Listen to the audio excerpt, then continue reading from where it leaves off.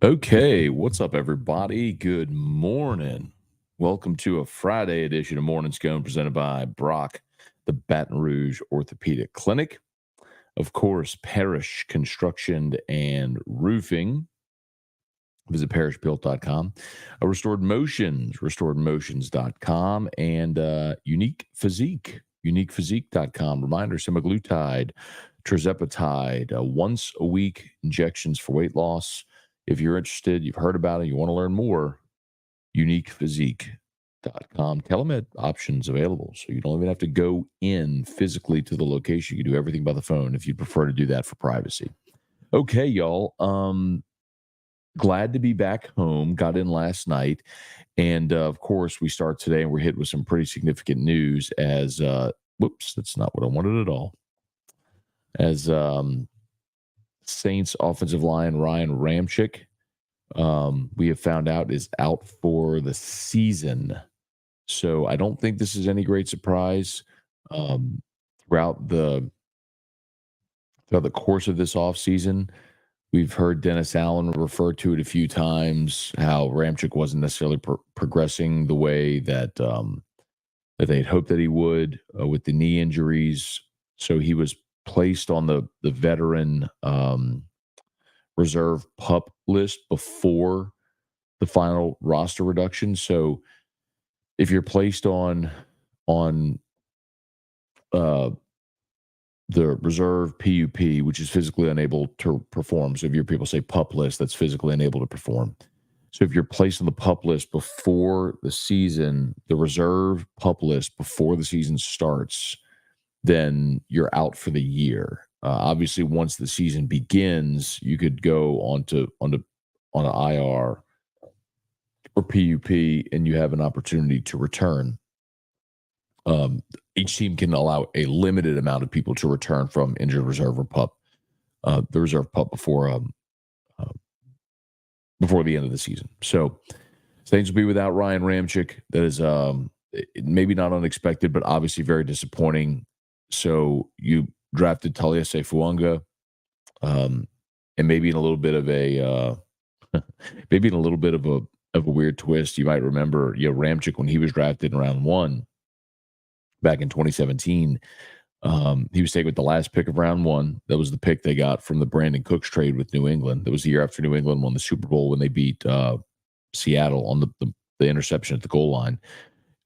Anyway, so the Saints took Ramczyk, and Ramczyk started as a rookie because in camp, Zach Strief suffered a season-ending injury, and Ramczyk took over and then never lost his job. So here, Fuanga is drafted in round 1 and is very likely going to be starting as a rookie because Ryan Ramczyk is injured. Now, it is worth mentioning, though, that Fuanga could very well be your starting left tackle this year. So we'll see how it all plays out. If Fuanga is at left or right, or if where Trevor Penning may slot in. Apparently they're trying to move him over to the right side, but we'll see when they get to camp. But training camp begins next week for the Saints. So we'll start to get some of those answers as we creep closer to the preseason and then the start of the regular season. But Ryan Ramczyk will miss the season for the Saints here in 2024, and his career may very well be over. Okay, let's say some good mornings. Do me a favor. YouTube, smash that like button, subscribe to the channel. Facebook, please like the Matt Moscona page, share the post. We appreciate y'all for being there as always. Drop your comments. Looking forward to a really good day today, getting back in studio, and always good to be back, man. Had a great time in Dallas for media days. It's always a long work week, very, very long work week. I intended to get up this morning at 5:30 and go work out. I very quickly turned off my alarm and slept until 7. So I was like, I needed it. I probably could have slept all day today. But back to it, man. Excited for it. Okay, let's say some good morning. See what y'all got. Fire away. Hey, Ricky Lambert, good morning. Trivia, good morning. My friend Michael, good morning. Jason H, what's up? Happy Friday, Tiger Diver. James, good morning. Hey, Kelly, good morning. Hope everybody's doing awesome. By the way, happy birthday to my sister today. My sister, Alicia, turns the big 4-0. Probably shouldn't say that. Probably should have said, she turns 23. But happy birthday to Alicia. 40 years old today. How about that? I have a sister that's 40. My baby sister's 40. Hoo. An old. Hey, James, good morning. Kelly, all right, in Nashville. All right, Kelly, enjoy Nashville. We were there last summer for SEC Media Days. The place is booming, man. Nothing but cranes and construction everywhere as that place keeps building up. Brett DeGrow, Brad David, good morning, everybody. GameCube Gamer. Morning, Matt, with the pick of DJ Pickett. Which recruit will LSU fans be looking to see who LSU can land? Yeah, man, so tomorrow's a big one. Darren James. Tomorrow's a big one. So Derek Meadows, who's a wide receiver out of Bishop Gorman in Las Vegas.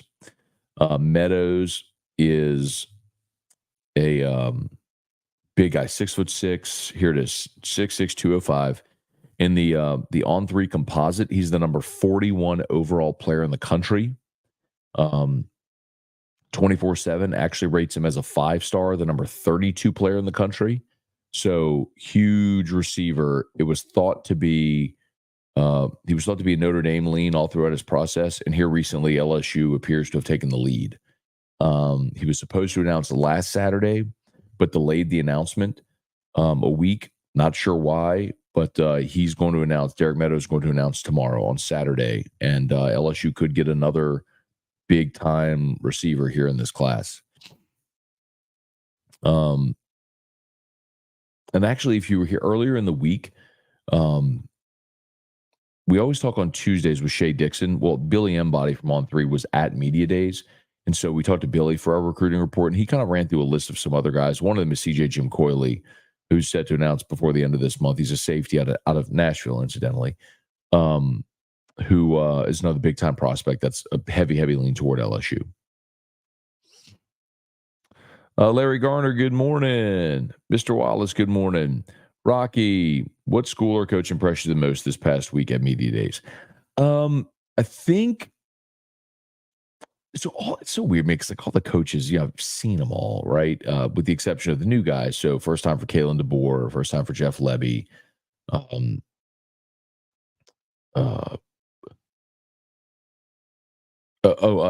I knew there was somebody else that was new. I think I don't know that I would say. So I think my favorite two interviews were Malachi Starks and Blake Shapen. I tell you all the time, I really enjoy talking to the players because most of the time it's players you never have a chance to talk to anyway. So I find that always find that interesting.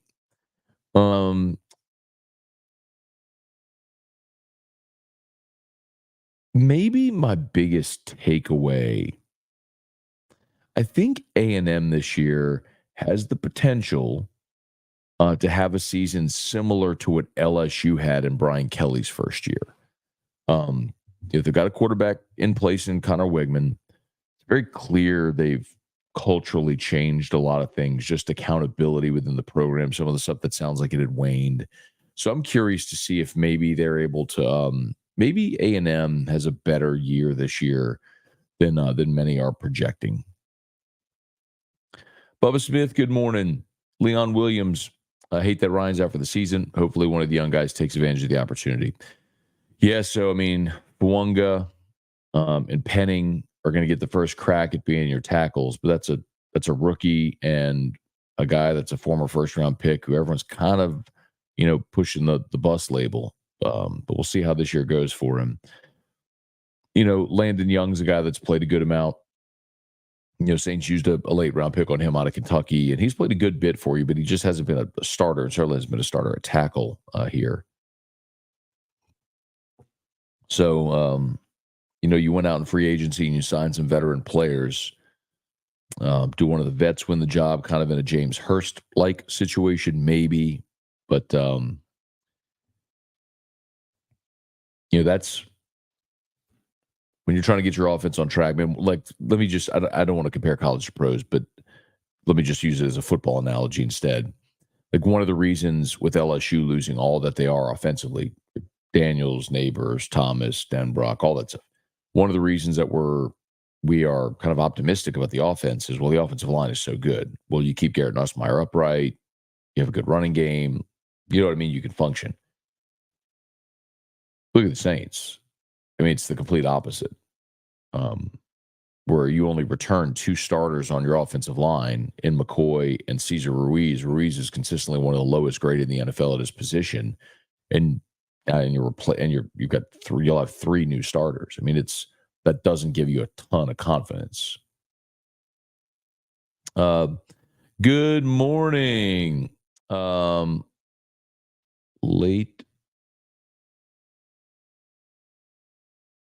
Late Apex. Derek, good morning. Yes, Terrio is on today. Spoke to Ryan last night. So, yes, Rye Radio Hours today. 2 weeks in a row. How about us? Brent St. Germain looking like a long season for the Saints. I would not be surprised if they win 5 or 6 games. Well, their projected win total is 7.5. So, I mean, Vegas is looking at 7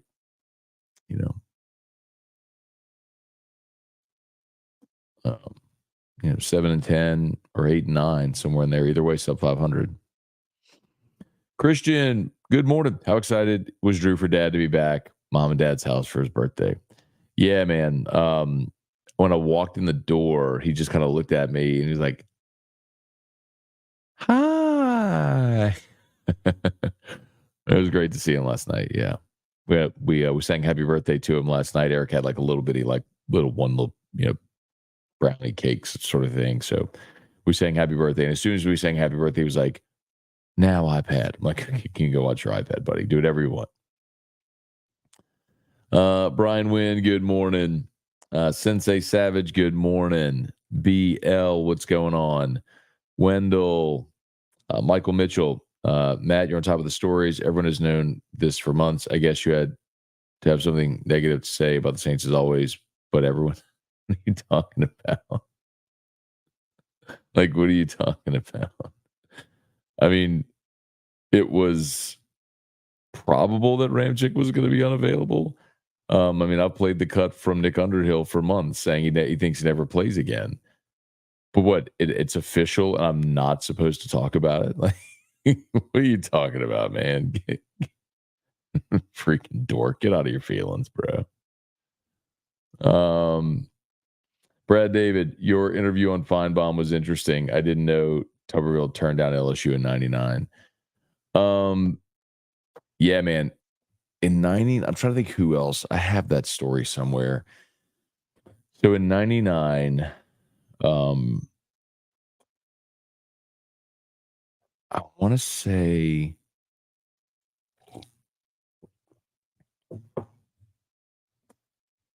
I think they interviewed Houston Nutt as well.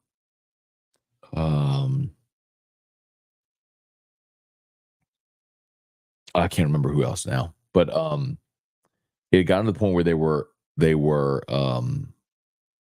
starting to interview coordinators for the job, and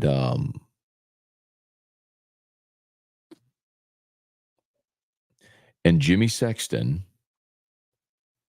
No. Sean Toohey, Ole Miss Sean Toohey, blindside Sean Toohey. Sean Toohey and Jimmy Sexton, great friends, and Sean Toohey and Joe Dean, great friends. So Sean Toohey called Joe Dean and said, "Would you be interested in talking to Nick Saban?" And so Joe Dean said yes. So Toohey was the conduit for Sexton and Dean to talk about Saban. And that's how that came about. It's been a long time, but I'm pretty sure I have those details right. Abner Neal, morning, Matt. Happy birthday to Drew. Thank you, man. Thomas Lamont, one bald guy to another. What's your head shaving routine look like? I use an electric razor every morning. I have that skull shaver. It's the handheld world. It's like a handheld thing. You just, I just do that. So I don't do it every day, but whenever maybe every for 2-3 days, something like that. I'll do it maybe a couple times a week. I also use it on my neck too. Tough Wednesday for the Brian Kelly can't recruit and Corey Raymond fell off groups. I mean, this recruiting class and next really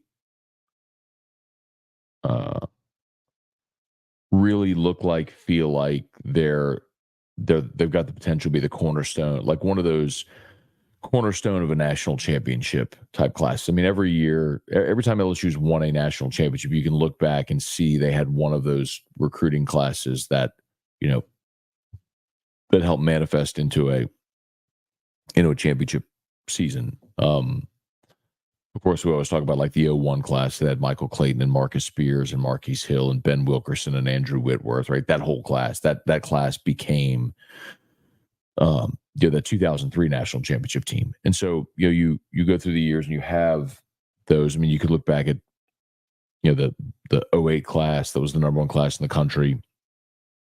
2011 was the FAM that kind of all came together for the 2011 season, which was awesome and just didn't really manifest to a championship as we saw. But, I mean, this really looks like it's building to be like this year. And if you're able to get all the guys in Louisiana for 2026 to stay home,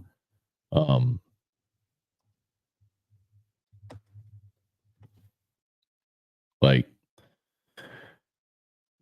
Jakeem Stewart is the number 3 player in the country. Lamar Brown is the number 5 player in the country. Blaine Bradford's the number 15 player in the country.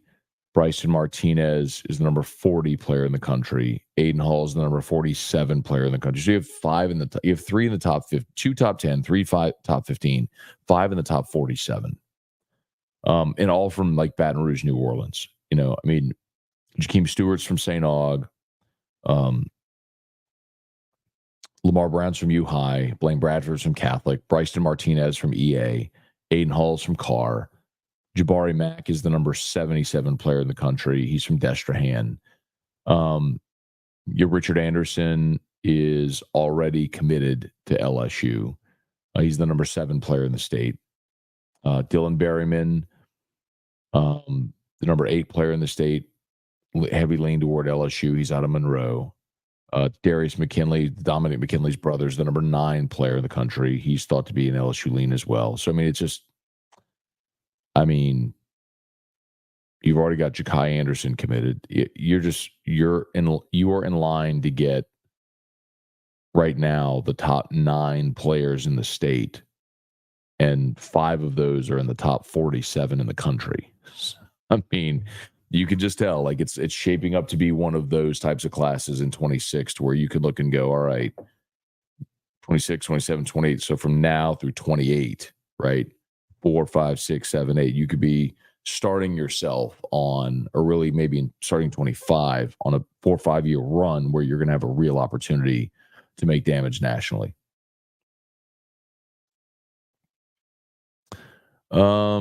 Caleb, let's see. CJ on an interview yesterday said Shores would have been ready had they won the Chapel Hill Regional. Good news regarding his Tommy John. I mean, Caleb, I didn't see that interview, but I mean, I did report that throughout the end of the season that Shores was ready to pitch. I don't know that they would have used him. They could have used him in Chapel Hill. They could have used him at the end of the regular season. But I think Jay was cautious, and he's right to be. I mean, there's no reason to rush him. But I think there was also a thought like, do you burn him? Do you burn a year of eligibility just for a few innings or whatever it may be? And I know there was some thought, and I share that opinion, which is you're not getting Chase Shores on campus for 4 years anyway. Like, he's not coming back for his senior year. Like, after this coming season, he's going to go pro. So, I mean, think Thatcher Hurd, right? Thatcher Hurd went in round 3, and he didn't have a great year, but it doesn't matter. Like, he got drafted because of his arm talent, his potential, and the same is going to happen next year for Chase Shores, just depending on how good of a season he has will determine where he's drafted. So is he a first round pick? Is he a third round pick? I don't know. A lot of that's going to depend on how he comes back from Tommy John, how well he pitches next year. But you're not getting him for a fourth year, which was like, man, if he's ready, get one pitch out of him this year if you can. But they decided not to. But maybe they would have had they gone to the Supers. We'll never know. Lou, will this be Allen's last year? And if it does go, Carr if it is, does Carr go as well? Sorry, maybe get a new GM as well. Listen, I think if they're sub 500, that Dennis Allen is fired. Derek Carr is trickier because Lou, we talked about this. When they restructured Derek Carr's contract this offseason, they are financially bound to him for 2 years. So his 2025, so his dead cap number this year is $62.8 million. Obviously, he's going to be on the roster. So next year, his cap hit is $51 million. His dead cap number is $50 million. So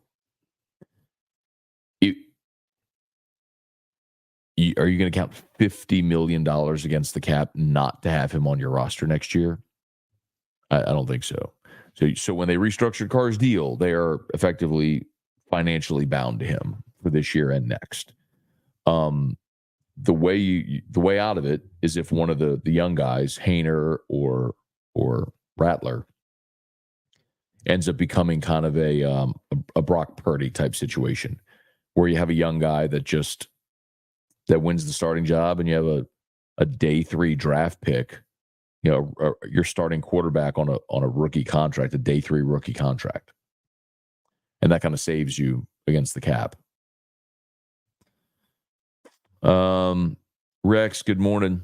Christian, now that media days are over, do you think people are too high on Milroe? I can't understand why people think he's going to be a top 3 quarterback in the league this season.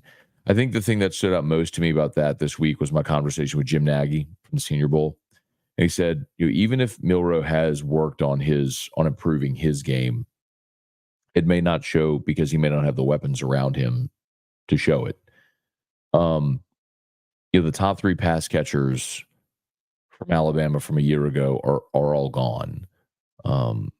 Burton's in the NFL. Isaiah Bond is now at Texas, and Amari Niblack is now at Texas. So you take away the top 3 pass catchers.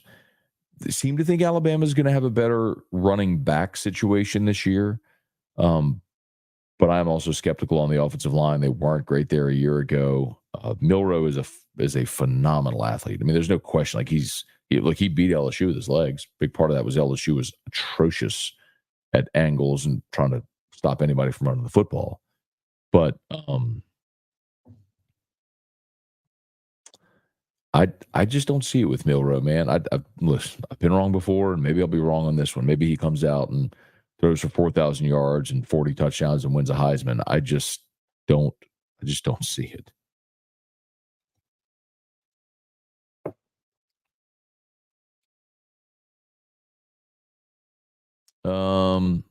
Let's see. Okay, Thomas, you use it too? Yep. That it's called, like the Pitbull Skull Shave or whatever it's called. It's really good. Rocky, does anyone remember Hal Hunter was interim coach after Nardo was fired? Of course, yeah. He coached LSU for 1 game. He's got the best winning percentage in LSU history. He coached LSU for 1 game against Arkansas, and the final game of the '99 season, they won 35-7, I believe. Rohan started the game, and that was an Arkansas team that went on to the SEC championship game. They won the West that year. I think it was 35-7. Dominated them.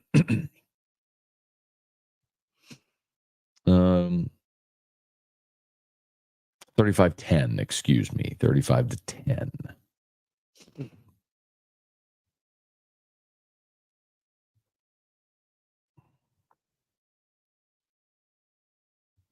All right, let's see. Please smash the like button if you were there on YouTube. Subscribe to the channel. If the next few classes hold up, they won't be worried about Georgia anymore. I don't know that I'd say that. I think the only thing that would derail Georgia at this point is if Kirby leaves for the NFL. And there was like legitimate conversation about the Falcons targeting Kirby as their top choice for their coaching job this past offseason. Now he stayed at Georgia, but a lot of the conversation around the league is Kirby doesn't love the NIL stuff. He's a lot like Nick Saban. And, does he jump and try his hand at the NFL? Maybe. Just something to watch. But as long as Kirby's there, it's hard to imagine them eroding. Taylor Hudson, good morning. Razor, Loomis isn't going anywhere. I tend to agree, Razor. Especially when you look at like Loomis and Lauscha in the succession plan for the organization, because Mrs. Benson doesn't have any children, doesn't have any heirs, it sure feels like that's set in stone, but I also think it's to the detriment of the organization. So we'll see. Make defense great again. Who's the most impressive player you interviewed this week? Yeah, man, I think Malachi Starks, consensus All-American defensive back from Georgia. He was awesome. Really enjoyed that convo. Very impressive young guy. Blake Shapen was really good too, the Mississippi State quarterback. Hey, Richard Tilley Sr., have a great Parish Day. Indeed. Yes, sir. Parish Construction and Roofing. We'd love to give you that free, no obligation roofing inspection. Matter of fact, I forgot to do this earlier. So let me go ahead and get the Parish link and drop it in the chat.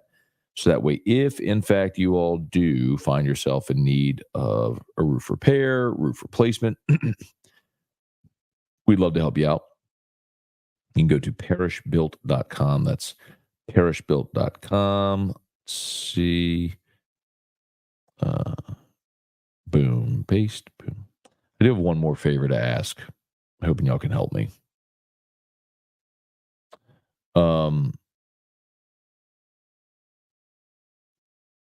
So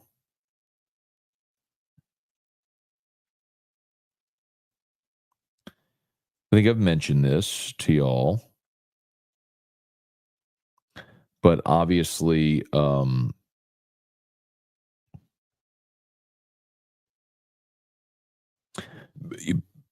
Parish being a relatively new company, we're still building up our Google presence. So go ahead and drop our Google review link there as well. If you have the inclination and wouldn't mind just clicking that link and leaving us a 5-star review, I'd really, really, really appreciate it. I know a lot of you, we've done work for a lot of you over the past, in the past. And I'm very, very grateful for that. Or maybe you just drop us a 5-star review because you do it as a favor to me. I'd appreciate it either way. So thanks so much. Appreciate y'all. Let's see, where are we? Hunter, morning, Matt. My voice still ruined after my celebratory screaming watching the On3 Pickett announcement. Okay. It was massive, man. Robert, Parish Bill cover Thibodeau area for a residential roof.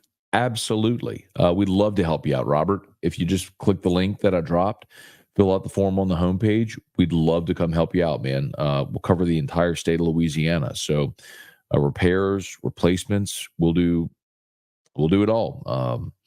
Commercial, residential, industrial. So if it's shingle or flat roof or tile, whatever it may be, we'd love to help you out, man. Absolutely. Thank you. And as far as back to Hunter, the On3, the Pickett announcement, we did talk about it yesterday here on the show, but that feels like, after Bryce Underwood, the most significant thing. And I get it, they're the two highest rated guys in the class. Well, I guess Harlan Berry, but I look at positions where you have a sort of dire need, right? Not a want, not a luxury, but like a dire need. And you haven't gotten a guy like DJ Pickett on campus since Eli Ricks. That was the 2020 season. So it's been 5 years since you've gotten a guy like that here. And I'm not just talking about like the number one, 5-star number one corner, but like really anything resembling that. So you want to rebuild your defensive back room, it starts with guys like that. You got to have guys like Stingley and Claiborne and Peterson and Trey White. I mean, you got to have those guys on campus, and you don't right now. So obviously Underwood's massive because he's the number one player in the country, the number one quarterback in the country, and it's the quarterback position. We all get that. But you have a dire need at corner and in that secondary. So yes, getting him is just massive. Now let's see who else I can snag. Hey Cliff, good morning. Billy, good morning. Are the YouTube videos going to start back up next week? Which YouTube videos? My AFR videos? I mean, absolutely. So if you're looking for AFR Saints videos, that's really the challenge when a week like this comes. So when we're at media days, obviously it's just all SEC football. So it probably has been a minute since we've had yeah.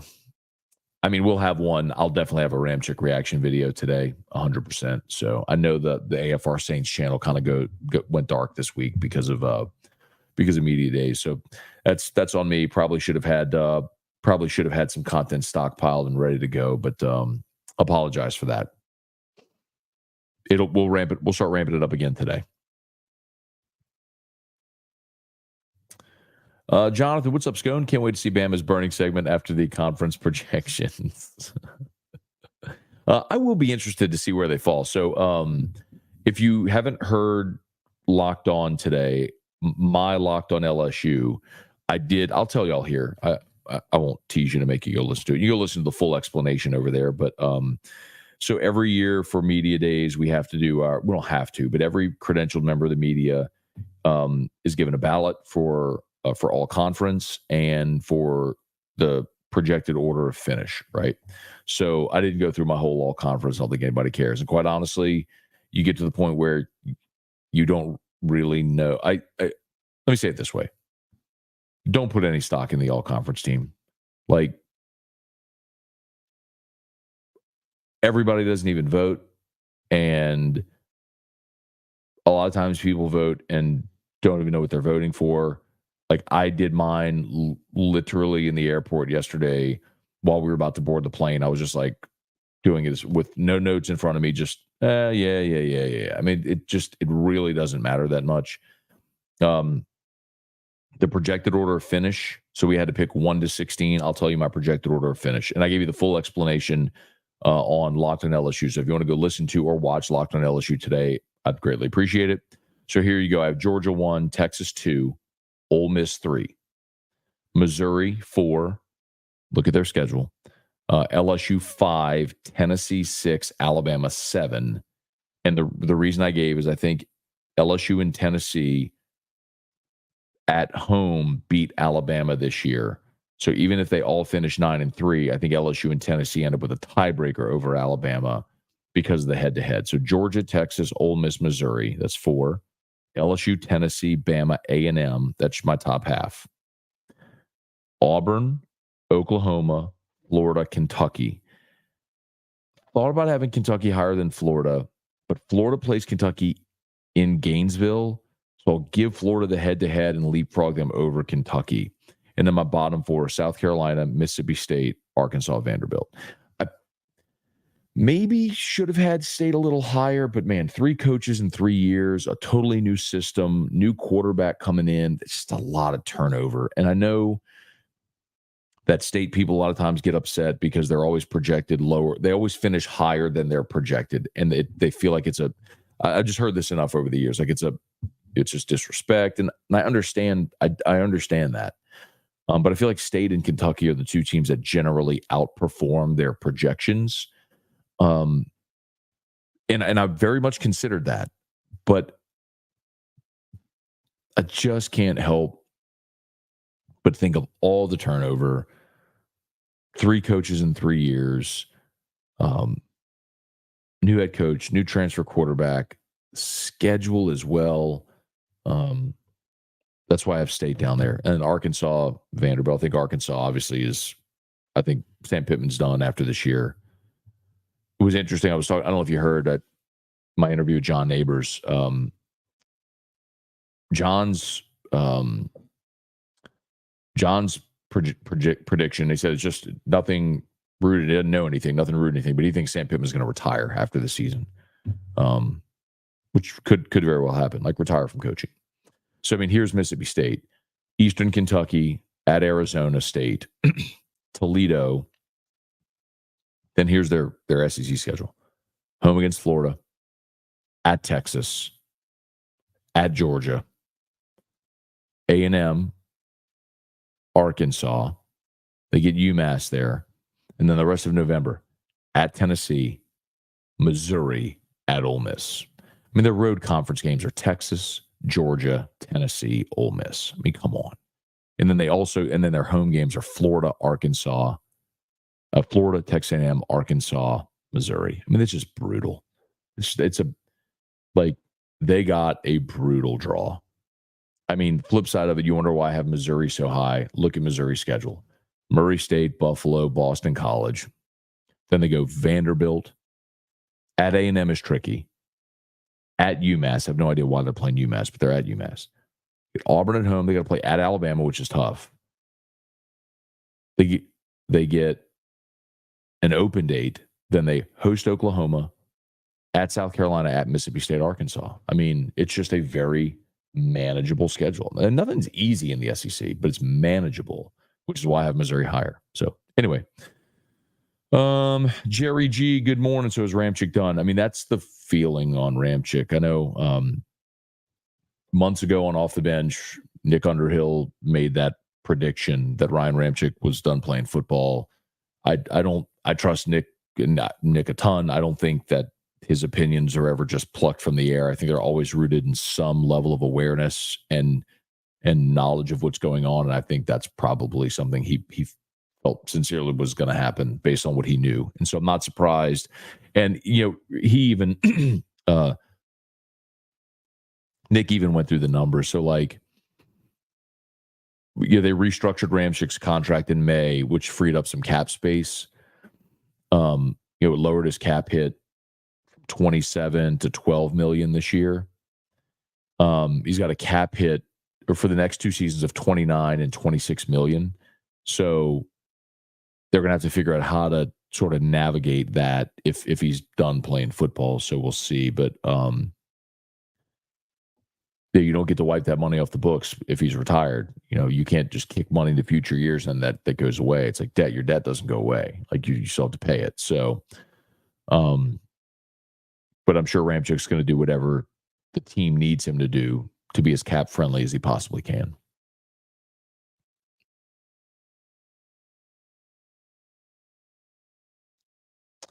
Tiger Diver, with you picking LSU where you did on Locked On, what bowl do you think we go to? Yeah. It's so hard to predict that because because remember the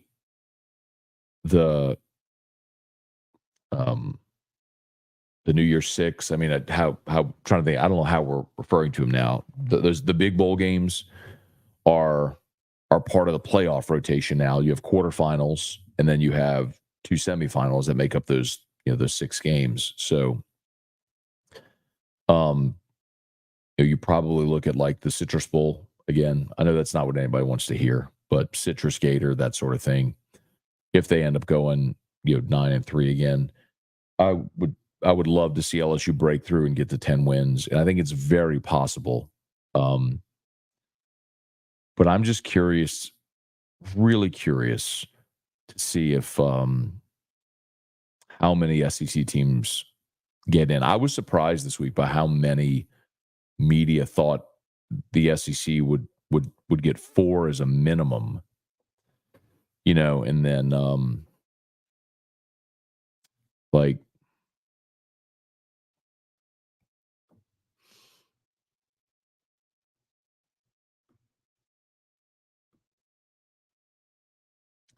here you go.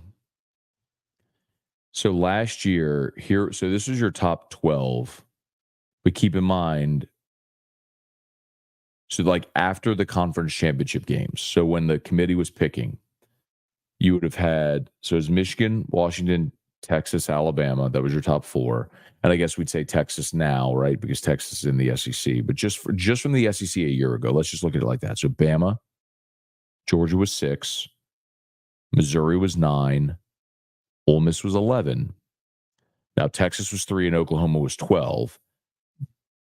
But again, I'm just counting from SEC last year. That's 4. But remember, you would have had a G5 get an auto bid. So that bumps someone out. Is that someone, would that someone have been number 12 or would it have been number 11? So, maybe it does transpire to where you end up having 4 as like a baseline.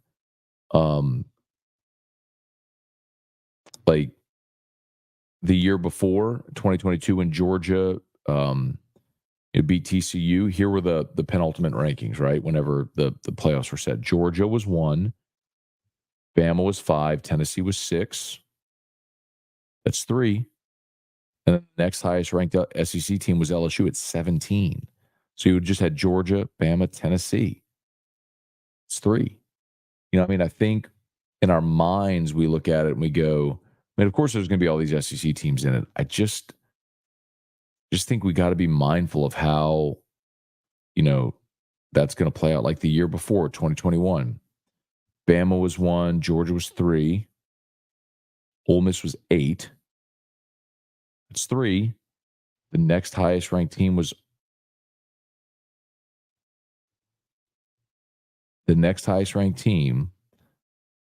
Arkansas at 21.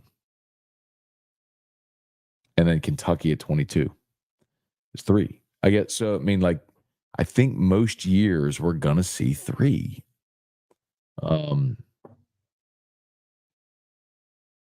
Anyway. Jerry, time for the young offensive line to step up big time. Would love to see it, Jerry. Would love to see them maximize Trevor Penning and see Fuanga as a rookie be ready to roll. Matt, you're the ultimate LSU mastermind. Morning Scone, locked in LSU AFR. God bless you, sir. Thank you, Jerry. I appreciate you for watching, man. Brad, are you going to be on air today? Yes, sir. On air at 3 o'clock. Riot Radio Hour returns. Looking forward to it. Let's see. Armani Hayes, what are our chances of getting Jonah Williams and Jamie French? Kind of feels like Jamie, from what I remember talking to Shay, they're hard after Jamie French. But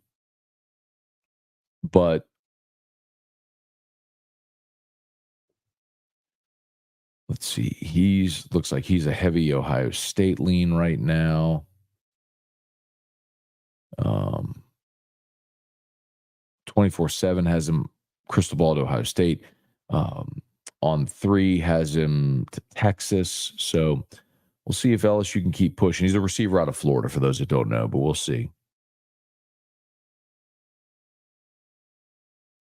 Let's get a few more in here. Robert, come on down. Meadows and Jim Coyley join the party. Billy, let's see. Cliff, let me know when you pop that Bondstone Rye. Will do. Triple X, excellent. Will do. Thanks again, man. Shoot, man, I got home last night. And our flight got delayed.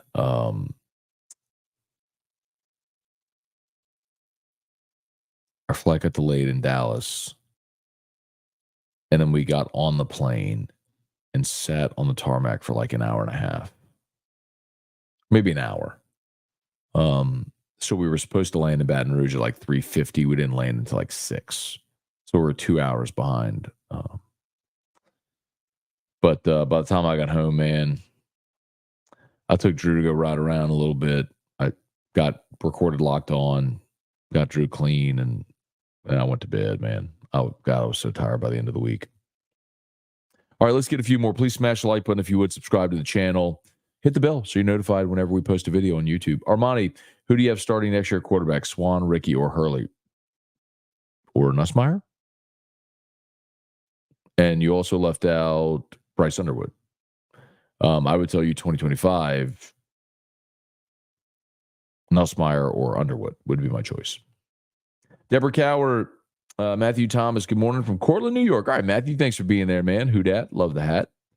Kyle DeVille, if you're putting Ole Miss 3, I'll say this. If they don't get it done, like in Natty talks, they never will. This is their opportunity. They return a ton. They got the coach, the quarterback. They went ham in the portal. Very few weaknesses on their team, and the schedule shapes up. So they should be in a 12-team playoff. If they're not, it's shame on them.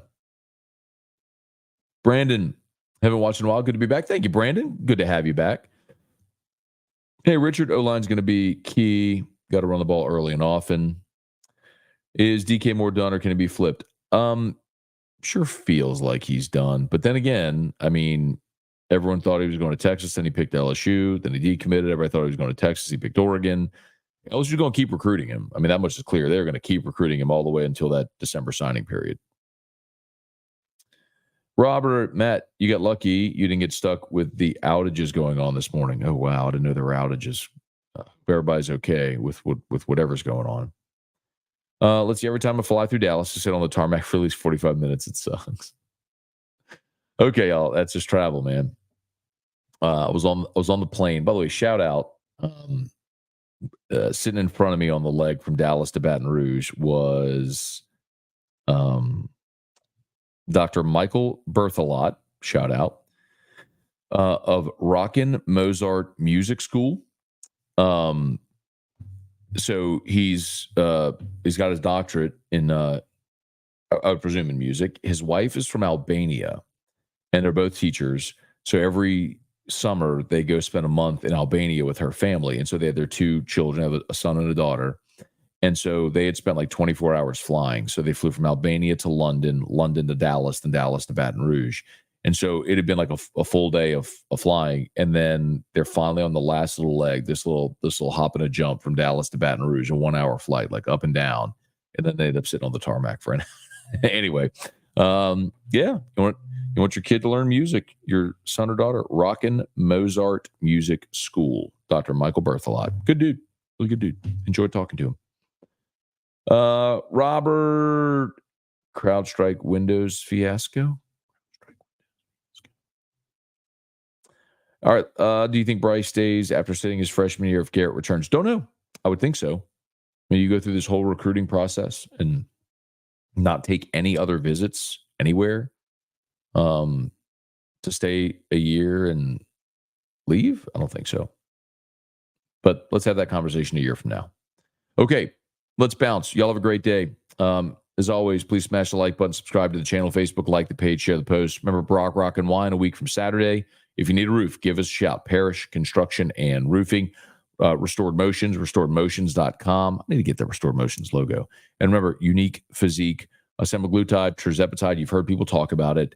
The once-a-week injections for weight loss. Excuse me. Yes, the once-a-week injections for weight loss. Unique Physique, fantastic.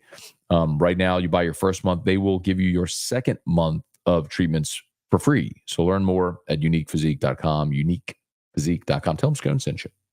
All right, take care. Have a great day. AFR, LSU, Locked on LSU is live. AFR